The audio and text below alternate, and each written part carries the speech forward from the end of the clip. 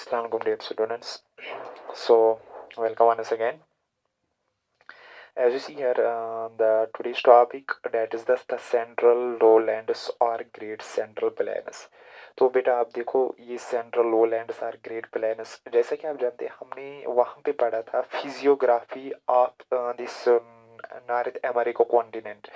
तो वहाँ पे हम दो फिजियोग्राफी यूनिट पढ़ चुके हैं। एक तो वेस्टर्न कोस्ट पे जो लैंड है उनको नाम बोला जाता है वेस्टर्न कॉर्डिलर्स और वेस्टर्न माउंटेन्स, वो तो आपने पढ़ा। उसके बाद दूसरा जो आपने पढ़ा है ईस्टर्न साइड पे, अगर हम कॉन्टिनेंट को जाएंगे तो ईस्टर्न पे आपने देखा, आपने यहाँ पे पढ़ा ईस्टर्न हाईलैंड्स इनको बोला जाता है या एपला chain of mountains. Eastern highlands को एपला चेन ऑफ माउंटेन्स, ये ईस्टर्न कोस्ट पे है यहाँ पे, और यहाँ पे जो वेस्टर्न कोस्ट पे है इनको बोला जाता है वेस्टर्न। यहाँ पे ये दो फिजियोग्राफिक हमने पढ़े। अब इनके बीच में जो ये है, यहाँ से लेके यहाँ तक जो बीच में ये पोर्शन है, इसी का नाम है सेंट्रल लोलैंड्स और ग्रेट प्लेन्स। आप देखो यहाँ पे भी माउंटेनियस, यहाँ पे भी माउंटेनियस वगैरह, बीच में इन दो माउंटेन के दरमियान, इन दो माउंटेन वेस्टर्न और ईस्टर्न माउंटेन के दरमियान आप देखो यहाँ पे जो लैंड है ये प्लेन है। तो आप देखो ये बन गई ना लो। ईस्टर्न कोस्ट और वेस्टर्न कोस्ट को कंपेयर करके हम बीच में आप देखो ये लो है, ये ज्यादा एलिवेटेड नहीं है, और एलिवेटेड ना होने की वजह से ये प्लेन बन गई है। तो इसलिए इसका नाम बेटा पड़ गया सेंट्रल लोलैंड्स। जो ईस्टर्न हाईलैंड्स और या एपलांची चेन ऑफ माउंटेन्स या वेस्टर्न कॉरिडोर्स के दरमियान जो लैंड है, जो एरिया है, लेवल ट्रैक्ट जो ऑलमोस्ट है, तो इस लो वाले लैंड को हम बोलते हैं central plain, central lowland plains. यानी जो बीच वाले हमारे लोलैंड है वो प्लेन है, उन्हीं का नाम बन गया सेंट्रल लोलैंड प्लेन। लोलैंड का मतलब है as relative to east west, ये बीच में लो है, उनके मुकाबले में ये पोर्शन लो है, इसलिए इसको लोलैंड, और इनके बीच में ठहरा हुआ, तो यही बन गए, ये तीसरा फिजियोग्राफिक यूनिट बन गया central lowlands or great central plains. यानी ये एक बहुत बड़ा प्लेन एरिया है इन बिटवीन ईस्टर्न हाईलैंड्स और वेस्टर्न माउंटेन। वेस्टर्न और ईस्टर्न हाईलैंड्स के दरमियान बीच में आप देखो एक बहुत बड़ा प्लेन है, तो that is known as the great plain, लेकिन इनके दरमियान है, तो इसलिए आ गया word the great central plains. तो अब मैं सेंट्रल प्लेन्स बोलूं, सेंट्रल लोलैंड प्लेन्स बोलूं या ग्रेट सेंट्रल प्लेन्स, बात तो सेम है, दोनों का नाम एक ही है। So listen, extends from the Hudson Bay in north to the Gulf of Mexico in the south। तो बेटा यहाँ पे आपको मैं जो हडसन बे है, एक सी है जो नॉर्थ में लोकेटेड है, ये है, ये कॉन्टिनेंट के नॉर्थ में एक बे है, एक सी है। जैसे बे ऑफ बंगाल इन इंडिया के ईस्ट साइड में है, तो सेम यहाँ पे इसको बोला जाता है हडसन बे।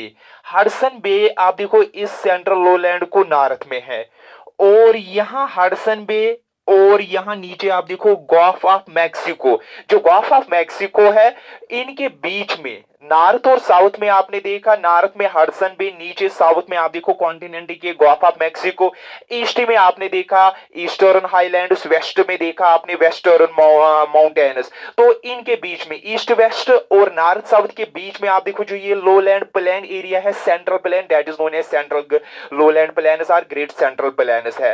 तो इसलिए मैंने लिखा एक्सटेंड्स फ्रॉम, यानी एक्सटेंड्स नॉर्थ में ये कहां से फैली हुई है, तो अगर आपको बोला जाएगा सेंट्रल लोलैंड्स कहां से फैली हुई है, Hudson Bay in the north और gulf of Mexico in the south. यानी इस सेंट्रल लोलैंड को साउथ में गल्फ ऑफ मैक्सिको कवर कर रहा है और हडसन बे इन नॉर्थ है। तो यहां हम देखेंगे हडसन बे के साउथ से स्टार्ट होके यहां पे आप देखो गल्फ ऑफ मैक्सिको, तो ये जो फैला हुआ है ये जो प्लेन है that is known as the central this lowland plains. Okay बेटा, नाउ लिसन, इसकी यहां से यहां तक हडसन बे से लेके दिस गल्फ ऑफ मैक्सिको तक जो इसकी लेंथ है, इसकी जो लेंथ है वो 6000 किलोमीटर्स, वही लिखा मैंने north to south, 6000 kilometres distance from north to south. In another words the central lowland plains have the distance of from Hudson Bay to the gulf of Mexico 6000 kilometres. Okay, now listen, and width east west में अगर हम देखेंगे western कॉर्डिलर से लेके एपलांची chain of mountains, तो मैं आपको एपलांची भी आपको पता है ईस्टर्न हाईलैंड्स है, वेस्टर्न कॉर्डिलर्स का नाम है वेस्टर्न माउंटेन्स है। तो इनके बीच में जो इसकी विड्थ है वो 2000 किलोमीटर्स है। दो central highlands have the width of 2000 kilometres in between eastern highlands and western situated and in the north and south between the Hudson Bay and the Gulf of Mexico 6000 kilometers. So this was the about this plain, lowland plain, central highland plain situated in the North America continent. So अगर हम इस plane का slope देखेंगे, अब तो ये plane है, इस प्लेन का स्लोप अगर हम देखेंगे ये नॉर्थ में है, नॉर्थ में इसका जो स्लोप है, this the slope northwards in the Canada as provided by the flow of river Mackenzie.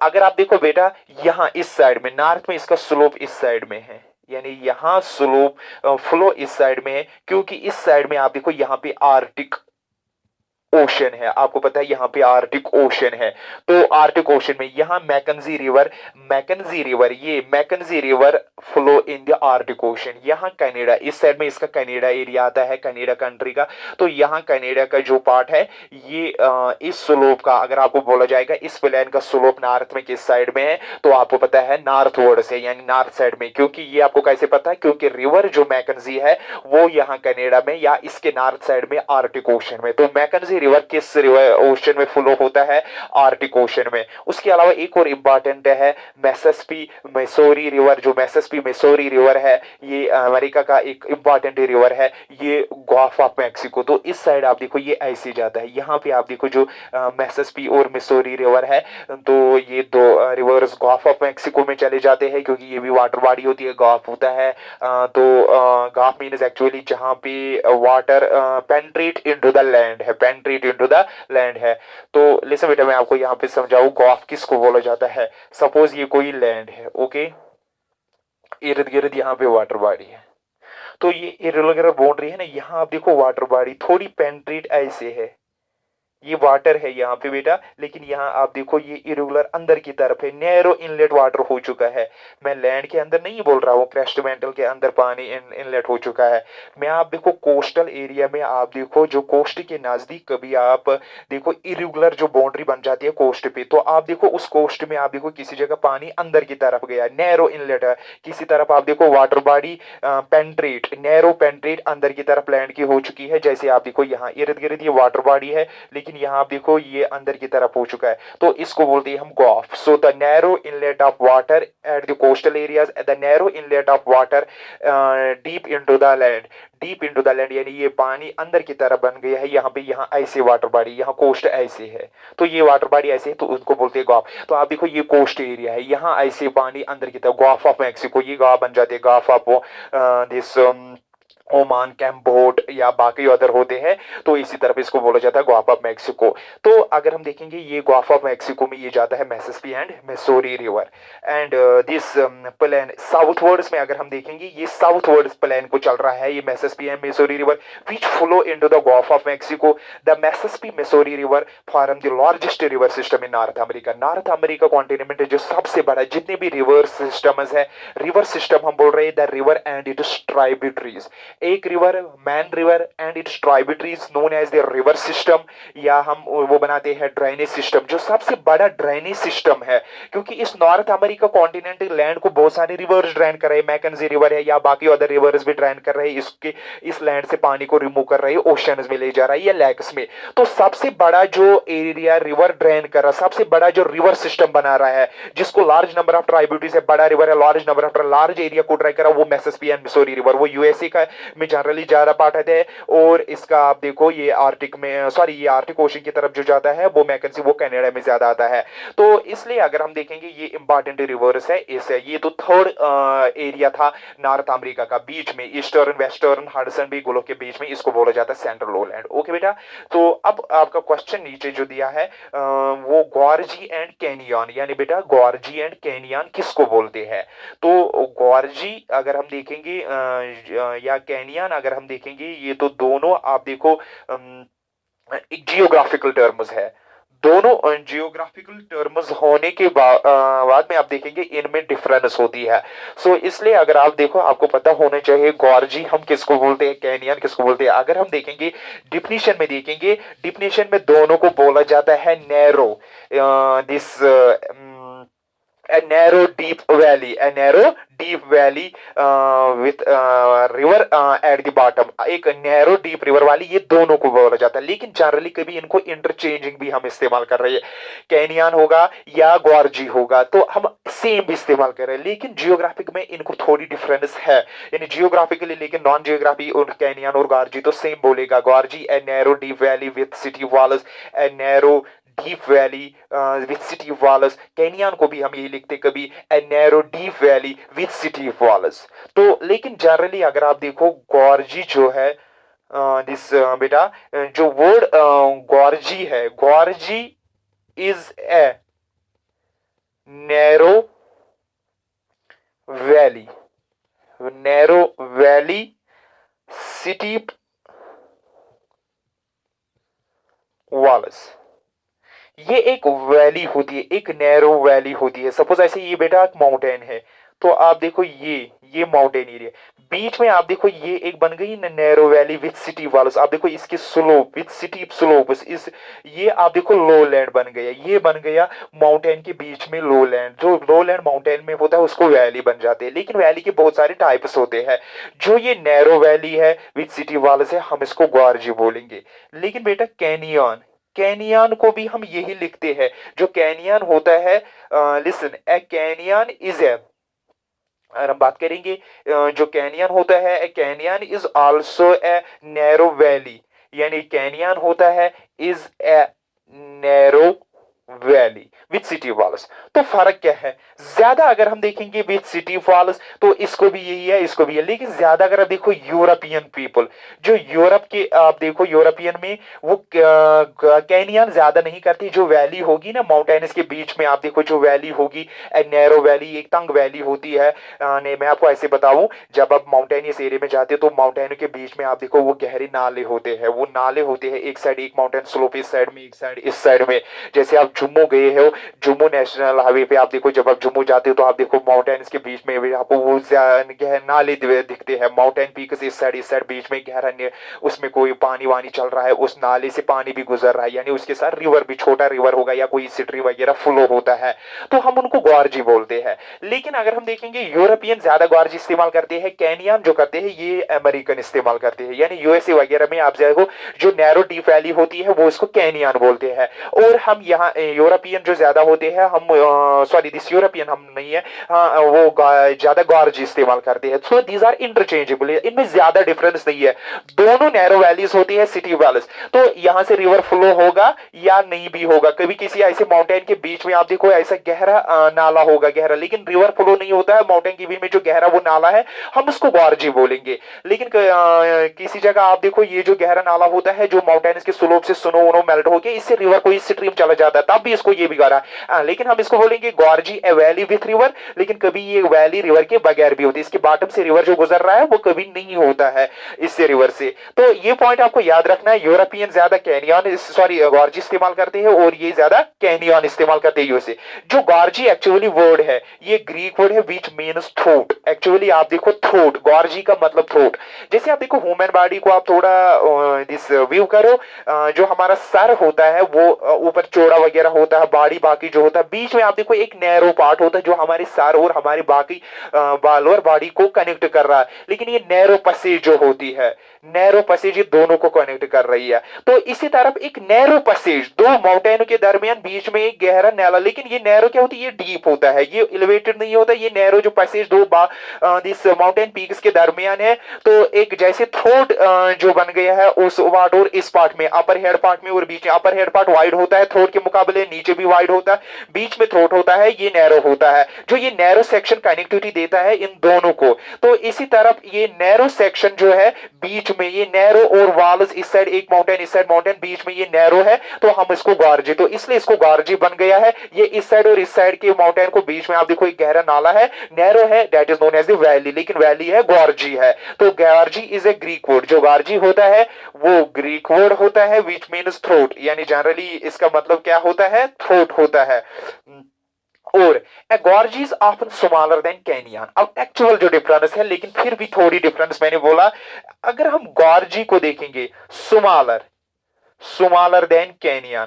अगर किसी जगह यही वैली, यही रिवर वैली, यही वैली जो होगी ये थोड़ी वाइड होगी, यानी वाइड होगी, तो हम उसको कैनियन बोलते हैं। लेकिन आप देखो अगर ये नैरो ज्यादा होगी तो हम उसको गॉर्जी बोलते हैं। ये भी हम जियोग्राफर्स जो होते हैं वो इसको बोलते हैं गॉर्जी ऑफन स्मॉलर देन कैनियन। लेकिन अक्सर सोचा जाता है कि डिफरेंस तो है, अगर है कुछ थोड़ी बहुत डिफरेंस है। जो ज्यादा नैरो वैली होगी, ज्यादा तांग होगी, तो हम उसको बोलते हैं गॉर्जी, स्मॉलर होती है। लेकिन जो थोड़े वाइड होगी वैली तो हम उसको बोलते हैं कैनियन।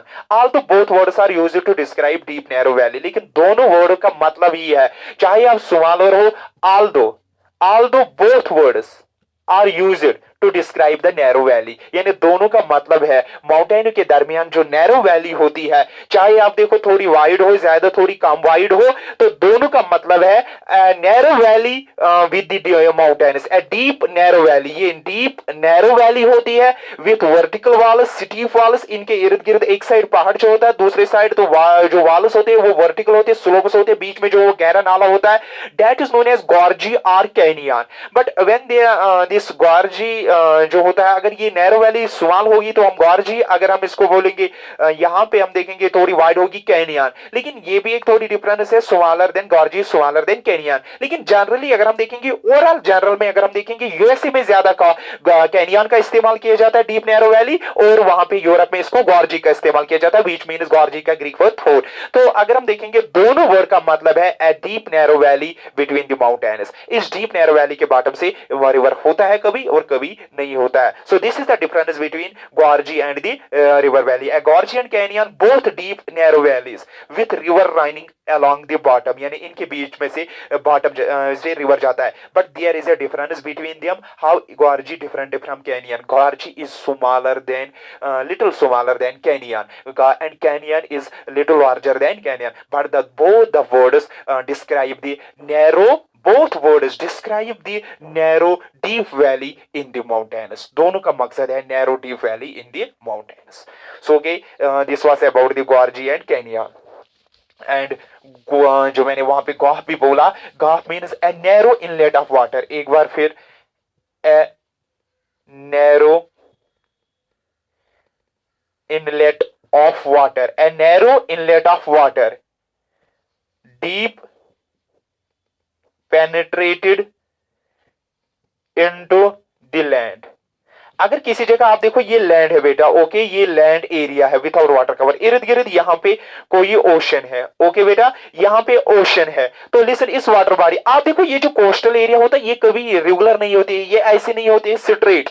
तो आप देखो ये स्ट्रेट नहीं होगी तो डीप नैरो इनलेट नहीं होगा। तो इन कोस्टल एरिया इरेगुलर जो बाउंड्री, बिकॉज ऑफ इरेगुलरिटी, आप देखो कभी इरेगुलरिटी की वजह से आप देखो इरेगुलर होती है, लेकिन यहाँ पे ज्यादा ये वाटर बॉडी, यहाँ लैंड थोड़ी अंदर की तरफ है, और ये वाटर बॉडी यहाँ penetrate deep into the land. Deep penetrate into the land का मतलब यहां पे नहीं है कि ये water penetrate crest mantle core में हो चुका, डीप पेंट्रेट वो नहीं है, वर्टिकल नहीं मैं बोल रहा हूं। तो यहां पे आप देखो ये बाउंड्री, ये कोस्टल एरिया थोड़ा अंदर की तरफ यहां पे गई, यहां वाटर बॉडी अंदर की तरफ गई है। A narrow inlet, a narrow inlet of water, a narrow inlet of water deep penetrated in the land, ये डीप पेंट्रेटेड। तो इन एरियाज को, ये वाटर बॉडी जो यहां पे बन गई इसको ओशन, लेकिन यहां पे हम बोलेंगे गॉफ, यानी gulf of Mexico, gulf of Cambay, gulf of this Kutch etcetera, जितने भी ये गॉफ बन जाते हैं, सो एनीवेयर। तो ये कोस्टल है, गॉफ ऑफ ओमान, तो इसी तरफ बहुत सारे गॉफ होते हैं। तो इसी तरफ यहाँ गॉफ ऑफ मैक्सिको साउथ में है, और यहाँ हडसन भी ऊपर है, बे मीन सी जनरली होता है। तो ये आप देखो इनके बीच में ये लोलैंड सिचुएटेड है, जो मैं अभी बोल रहा था गॉफ किसको बोला जाता है और ये किसको बोला जाता है। सो नाउ रिवर्स, अगर हम देखेंगे इसके रिवर्स की हम बात करेंगे। अब हम पढ़ रहे थे फिजियोग्राफी, फिजियोग्राफी से आगे जाके हम रिवर्स की बात करेंगे। This study of rivers is potamology. So अगर हम पोटामोलॉजी हम करेंगे किसकी, अमेरिका की। Rivers, North America has the several large rivers, the most note worthy among are the rivers Mississippi, Mackenzie and St. Lawrence and Colorado and Columbia. So जो important rivers, बहुत सारे rivers होंगे, बहुत सारे small streams thousands होंगे, लेकिन हम बात करेंगे जो वर्दी, मोस्ट वर्दी मेंशन, जो सबसे टॉप रिवर्स है। तो जो मैं अभी बोल रहा था, जो सबसे बड़ा ड्रेनेज सिस्टम बना था Mississippi river, Mississippi river है। और उसके अलावा हम देखेंगे जो एक और रिवर है जेट इज नोन है मैकन जी रिवर है, और एसटी लॉवरेंस है, एसटी लॉवरेंस है, और कोलोराडो, कोलोराडो रिवर है, और कोलंबिया है and Columbia rivers. So this North America land is drained by the large number of rivers, large number of rivers, small, large, big rivers. But the not worth यानी जो हम देखेंगे note वर्दी reverse, या हम देखेंगे most noteworthy among the rivers are the Mississippi rivers, जो important है, टॉप मोस्ट रिवर्स है, मैकेंजी रिवर्स है, एसटी लॉवरेंस रिवर्स है, और सेंट लॉवरेंस है, और कोलोराडो रिवर्स है, और Columbia rivers. A brief description of rivers is given here. अगर हम देखेंगे, हम इनकी डिस्क्रिप्शन देंगे। Rivers draining northwards into the Arctic ocean. अब हम देखेंगे जो rivers northwards, rivers draining, draining means to take out the water, जो वाटर रिमूव कर रहे हैं नॉर्थ अमेरिका कॉन्टिनेंटल लैंड से, draining into the Arctic ocean, जो रिवर्स ओशन में, आर्टिक ओशन में ड्रेन हो रही है। तो अगर हम देखेंगे इनटू द आर्टिक ओशन, सो वो कौन से reverse draining into the draining northward, जो नॉर्थवर्ड आपको पता है नॉर्थवर्ड क्यों आएगा, क्योंकि आर्टिक ओशन तो नॉर्थवर्ड साइड में ही है। इनटू द आर्टिक ओशन और ओब्लिक हडसन बे, या कुछ रिवर्स हडसन बे भी आपको पता है नॉर्थ में है कॉन्टिनेंट को। तो जो अब हम देखेंगे रिवर्स नॉर्थवर्ड की तरफ ड्रेन कर रही है, तो उनमें अगर हम देखेंगे Mackenzie and the Nelson river, कौन सा रिवर है, Mackenzie and Nelson, Nelson rivers. So beta, name the rivers which draining into the Arctic Ocean, which drains into the northwards, which drains into the Hudson Bay. That is the Mackenzie and the Nelson river. और उसके बाद हम देखेंगे दूसरा type जो है reverse, यानी जो रिवर्स है ड्रेनिंग इनटू द, यानी जो रिवर्स ड्रेन हो रहे into the north Atlantic ocean, जो थोड़ा नॉर्थ अटलांटिक ओशन, क्योंकि अटलांटिक ओशन का नॉर्दर्न पार्ट और साउदर्न पार्ट है, जो नॉर्थ अटलांटिक ओशन की तरफ ड्रेन हो रहे हैं। So rivers draining into the north Atlantic ocean are, एक तो नॉर्थ अटलांटिक ओशन में जो फ्लो हो रहे हैं उनमें अगर हम देखेंगे कौन कौन सा रिवर है, एक हम पहले लिखेंगे। So that is the ST Lawrence rivers, Saint Lawrence rivers. उसके बाद हडसन, जो हडसन है, एंड फॉल लाइन रिवर, जो फॉल लाइन रिवर है। एक और रिवर का नाम है fall line river, fall line river like Potomac and the Delaware, यानी फॉलाइन रिवर्स, दो रिवर्स के मैं आपको आगे समझाऊं ये फॉलाइन रिवर्स किनको बोलते हैं हम। जो फॉलाइन रिवर्स है उसमें आता है Potomac and Delaware, Potomac and Delaware, Potomac ये दो रिवर्स के नाम है, इनको बोलते हैं हम फॉलाइन रिवर। सो उसमें एक जो है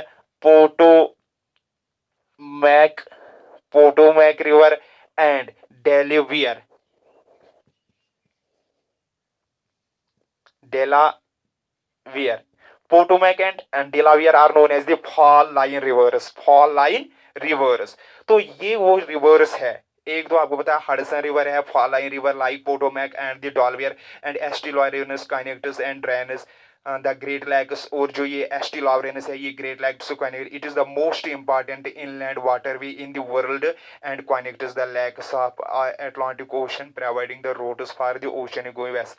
यानी ये जो रिवर्स है जो आर्टिक ओशन में चले जाते हैं, आपको शॉर्ट में याद रखना यहाँ पे है rivers draining into the Arctic ocean, जो मैकेंजी है, नेल्सन है। Rivers draining into the north Atlantic ocean, उनमें एस्टी लॉरेनस है, हडसन एंड फॉलाई रिवर में Potomac and the Lawrence rivers है। तो ये वो रिवर्स है जो ड्रेन हो रही है किसमें, अटलांटिक ओशन में। Name the rivers which drain into Atlantic ocean. So आपको बेटा वहां पे लिखना है एस टी लॉरेंस रिवर है, हडसन रिवर है, और पोटोमैक पोटोमैक रिवर है, डेलीवियर डेली Delaware and sorry Delaware DLAWRE Delaware rivers है। Potomac and Delaware rivers are also known as the fall line rivers. So ये वो रिवर्स है जो यहाँ पे ड्रेन हो रहे हैं into the this Atlantic ocean, यानी जो अटलांटिक ओशन, और जो वहां पे ड्रेन हो रहे आर्टिक ओशन वो मैकेंजी एंड नेल्सन रिवर्स है। ये सब इंपॉर्टेंट रिवर्स